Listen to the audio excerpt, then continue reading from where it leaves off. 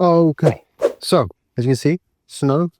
We finally had some here in Middle Tennessee. It's only taken forever to get here, but we do. And so for today, we're going to discuss what are the top 10 things to be aware of if you're planning on moving to Middle Tennessee and what you need to know for your first snowstorm. The first thing to be aware of is grocery stores empty quickly. So if you are someone who shops at Kroger, Publix, Walmart, Target, honestly, any store within the area, you are going to find that most of the stores empty out pretty quickly.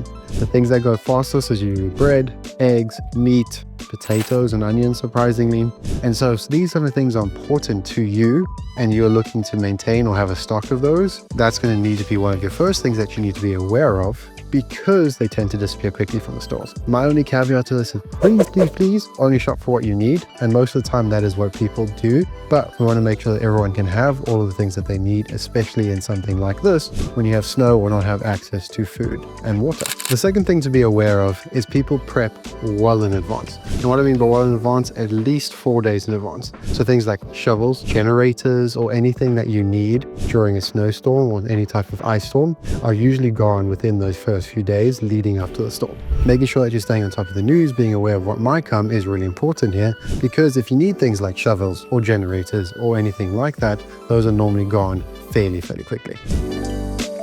Number 3, Middle Tennessee schools tend to close proactively when we know snow or storms are coming. This is to allow people and parents enough time to figure out how to get off work or to have babysitters or to make sure that they are covered for when their children are at home. So if you're a parent and you're wondering, okay, will I have enough notification? Yes, parents tend to know well in advance, or at least a couple of days in advance, that the school is going to be closed. Now, there's moments where that could change depending on the severity of the storm, or if they're waiting to see how bad it is of the morning of school days. So just know that that can change and then might require a little bit of flexibility depending on where you are in the school zone you're in. Why do schools close proactively? When you think of Middle Tennessee, there's a lot of back roads, there's a lot of country roads. They're lovely, they're wonderful. But one thing to know here in Middle Tennessee, the snow isn't removed from a lot of our back roads. Because the snow is not removed, the ice and the snow is not going to melt very quickly. The back roads are not able to be driven on, or at least driven on safely. So rather than creating this dynamic when we're forced to try and get kids to school, we close those schools proactively. Number 4,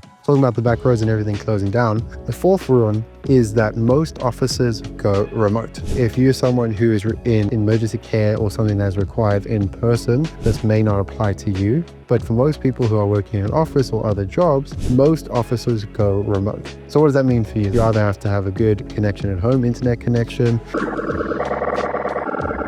and a computer to work on or a phone to work on, depending on the type of job you do, or you may not have work for a couple of days if that's not what your company requires. When there's a snowstorm or ice storm or something like this, planning ahead to know, okay, how will this affect me? How will this affect my work? And what options do I have available to make sure that I'm prepared for something like this? Number 5, roads become the biggest issue here in Middle Tennessee when it snows or when there's an ice storm. Now, you're going to see thousands of Facebook groups and posts about how the roads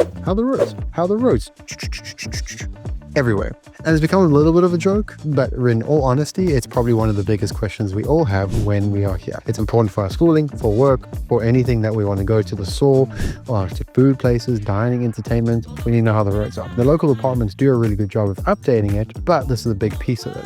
So Nashville and Middle Tennessee, we don't have a large fleet of snow vehicles or vehicles that help us plow the snow or get rid of the snow or salt in the sun. Traditionally, what is done is most of the main roads are salted and taken care of first, and leaving the other roads to be taken care of by the sun, the weather, or just through time. Our main roads are operable, but if you live in the backcountry or on roads and HOAs and subdivisions that don't plow the roads, you won't be able to get out as quickly as you may want or get into different areas that you may want. So when you think about the roads and icy conditions here, those roads will most likely be slippery, so please be careful. Some subdivisions in general don't plow for a couple of days, and so those roads can become icy even when the weather has passed. And some overpasses become a little bit more difficult to drive over because of the weather. Number 7, with the buildup of ice or the buildup of snow and the different things that you see here, like I think you can see sleet on the camera right now, you sometimes get power flickers and surges.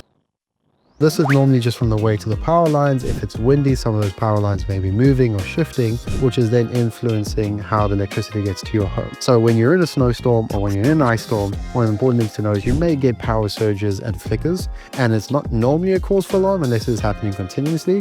Then it may be something to look into. So one of the local tips that we tend to look at when we're thinking of power surges and power flickering and just being aware of the electricity and the weather in general is we say charge your phone, make sure you have flashlights, make sure you have candles if that's something you have a way of getting warm if you need warm. If you can get a generator, having that available. There's a bunch of safety tips out there, freezing pipes to avoid that, making sure that your house stays warm if you only have one room available, different things like that. When you get here and you start to think about those things, you'll see a lot of that shared proactively, which is really, really wonderful. Our community comes together to make sure we're all taken care of. But it is important to know that these things happen so that you're well prepared. And for those who have to drive during these times, making sure you have a flashlight, something to keep you warm, potentially some food and water in your car just in case, so that you have access to that if you get stuck anywhere or if your vehicle gets taken off the road for any reason, just so that you are safe and prepared for anything that may happen in something like a snowstorm or ice storm. Number 8. Restaurants change operating hours here during snowstorms and ice storms. Similar to schools, they kind of proactively do this, but it depends on the restaurant. Food chains tend to stay open a little bit longer than local spots, but it varies depending on the severity of the storm, when the storm is hitting, the time of day, those kind of things. Most of us don't tend to go out and get food during storms. We also don't tend to DoorDash or anything like that, but there are some stores that have that. So if you are needing to go out or you are wanting to go out and just get out of your house, you have that option. Just be aware that hours will probably change. Some or most will probably be closed, or in general, it might not be possible to get to the stores that you're wanting to get to. Number 9. As a local, some of the things that I do to plan ahead or to be in advance and knowing what's happening is I follow 2 channels. One is Ryan Hall, y'all. He does a lot of great weather updates. I really enjoy watching him just to learn about the different weather systems. And number 2, if you're in Williamson County, or there's actually Mara County that has a specific one. A lot of the counties have specific ones, but specifically for Williamson County is Nashville Severe Weather. And they do a ton of updates. They give you a lot of calls and updates around the area, or give you updates that are both national and local to how it's going to influence you and help you plan ahead so that you avoid that last minute rushing and feel prepared, have your shovel, have all the things that you need. Number 10, everything becomes a sled. We love the snow and the fun that you can have in the snow. Now, quick caution, if you're going to go sled, please be careful and make sure you're taking care of yourself. And when I say everything becomes a sled, if you don't have a sleigh or a sled for whatever reason, you can find things like trash can lids, a pillow.